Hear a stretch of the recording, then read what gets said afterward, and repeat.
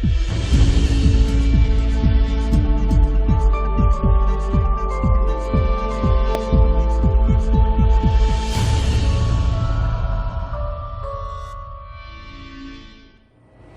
di sekolah dia ditolak oleh karena kesalahannya, bukankah rumah itu tempat nyaman untuk kita menerima dia?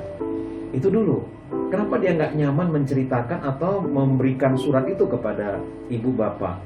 Berarti kan ada sesuatu yang perlu kita ubah di rumah.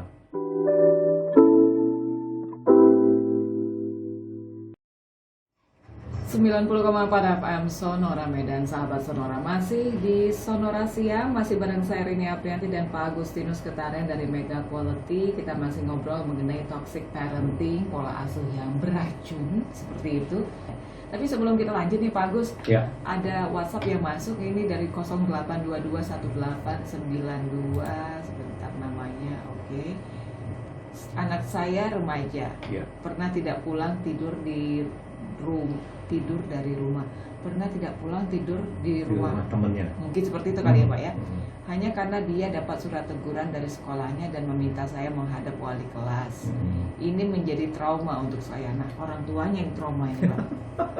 Di mana salahnya, apa solusinya? Iya. Ini ibu ya. Sepertinya Seorang ibu ini. Ya, ibu itu biasa ya. Maksud saya begini, itu kejadian kalau pertama kali semua orang tua pernah mengalaminya ya. Jangan langsung trauma ibu ya, hadapi saja. Memarahin trauma juga kali, Iya. hari lagi kali ya. Mungkin gitu. Nah, mungkin kadangkala kenapa hal-hal sekolah kita anggap lebih tinggi. Kadang-kadang kan ekspektasi kita sekolah itu adalah satu instansi yang menurut kita itu, ini pikiran orang tua ya. Oh, instansi yang paling, kalau mama kesana karena teguran itu, waduh, malu kali gitu. Nah, ibu atau bapak yang punya persepsi seperti itu mulai dilunturkan sedikit. Baik dia di sekolah, institusi mana saja, ya kita perlu menghadapinya. Bagi saya itu sama saja. Nah, cuman mungkin orang tua ini terlalu ekspektasinya terlalu tinggi gitu. Waduh, sekolah ini, aduh malu mama, malu papa, gimana ini? Akhirnya kita perilaku terhadap anak tentang akademiknya, kita juga ekspektasinya juga tinggi. Nah, anak kita nggak sampai ke ekspektasi atau harapan-harapan orang tua yang seperti itu.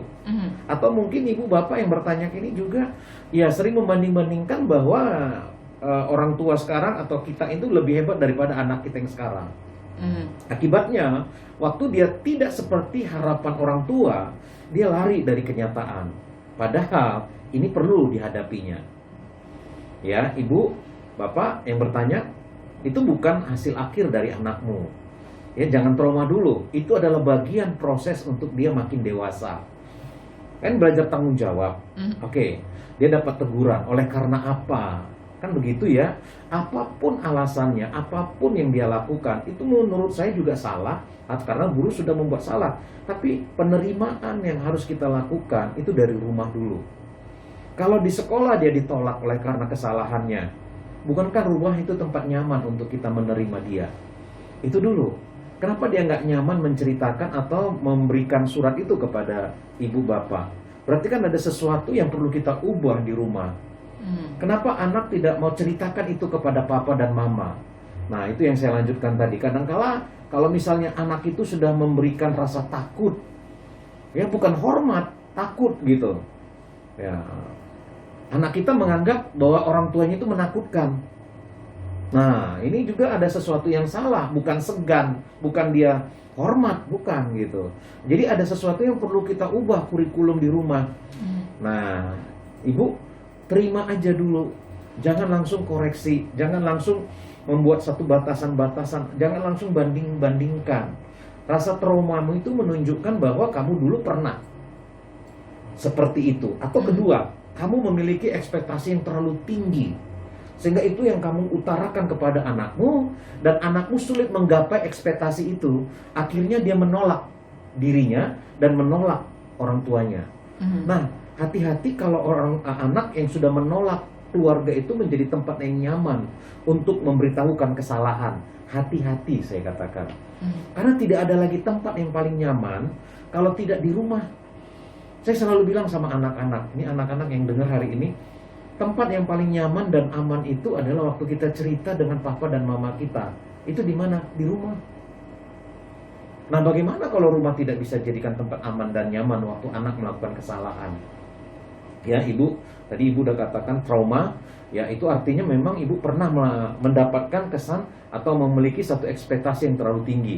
Jadi solusinya itu, ayo ubah kurikulum di rumah, terima anakmu, ayo kita sama-sama hadapi. Nah, mana yang perlu diubah, buat satu persatu, prioritasnya mana dulu gitu. Jangan rasa takutmu, rasa masa lalumu yang buat trauma itu yang lebih hebat daripada penyelesaian atau solusi bagi anakmu. Anakmu butuh untuk kita menerimanya dulu. Terima aja semua perbuatan kesalahannya itu. Itu solusi dari saya. Ya, jadi jangan orang tua dianggap takut sama anak. Ini juga tidak baik. Jangan anak menolak langsung tiba-tiba keluar dari rumah. Ini juga kurikulum di rumah perlu diubah. Ya, jadi rasa takut itu tidak membuat rasa nyaman bagi anak. Nah, saya tanda kutip ya curiga gitu. Banyak ya, bukan hanya yang bertanya aja hari ini, tapi orang tua dulu itu akibat dari pola asuh masa lalunya. Karena orang tua dulu atau orang kakeknya, neneknya itu tidak memberikan space untuk terbuka diskusi tentang kesalahan. Nah, makanya saya sedang praktekkan Mbak Rini, sahabat Sonora, ke anak-anak saya yang remaja itu, supaya apapun kesalahan kami sebagai orang tua, silakan koreksi. Itu ada tempat meja, itu tempat meja makan kami bersama, itu tempat koreksi. Nah, kalau kita buat satu space bagi anak kita mengkoreksi kita, ibu jangan takut, bapak jangan takut, karena dia tahu bahwa memang papa mamanya nggak sempurna. Nah, terakhir kalau kita sebagai orang tua, kita tahu kesalahan kita, tadi yang sebelum saya masuk ke sesi ini, minta maaf. Jadi waktu anak tahu bahwa kita menjadi papa yang nggak sempurna, mama yang nggak sempurna, dia tahu realitanya begitu, dia juga akan mengungkapkan isi hatinya, ya Pak, saya juga minta maaf. Jadi tunjukkan teladan kita sebagai orang tua dulu, baru anak akan menirunya. Jangan sulit untuk meminta maaf. Tapi saya tertarik dengan permasalahan ibu tadi. Solusinya kan ini anaknya sudah remaja. Betul. Itu gimana Pak PDKT-nya, pendekatannya? Jadi anak usia remaja memang dibutuhkan bukan mengkritik kesalahannya, justru kita membangun jembatannya. Kemarin saya bilang anak remaja itu yang usia-usia yang remaja ini memang bagaimana kita bisa masuk ke dunia mereka. Nah, kita sebagai orang tua perlu belajar. Nah, rasa tertolak mereka sebenarnya bisa aja karena memang orang tuanya nggak nyambung dalam berkomunikasi, dalam menggambarkan sesuatu pun tidak ada relevansinya. Kadang-kadang anak juga merasa, aduh, letih punya orang tua seperti itu. Nah, makanya refleksi diri dulu, ya, empati dulu ibu kepada anaknya. Hari ini bukan mengkritik kesalahannya, bangun aja jembatan yang menjembatani ibu dengan anaknya apa, supaya rumah itu dijadikan tempat paling nyaman untuk dia mengadu tentang kesalahannya, dan tempat yang paling bisa mengobati waktu dia melakukan kesalahan untuk kata minta maaf. Itulah rumah. Jadi tidak ada cara yang lain. Kalau misalnya dia sempat lari dari rumah, berarti dia nolak rumah itu. Di dalam rumah itu ada papa dan mama, ada orang-orang di dalamnya. Jadi kurikulum rumahnya yang perlu diubah. Nanti kita belajar kurikulum rumah seperti apa ya di sesi berikutnya. Sama Sonora, kita break dulu, kita masih akan lanjutkan sesaat lagi.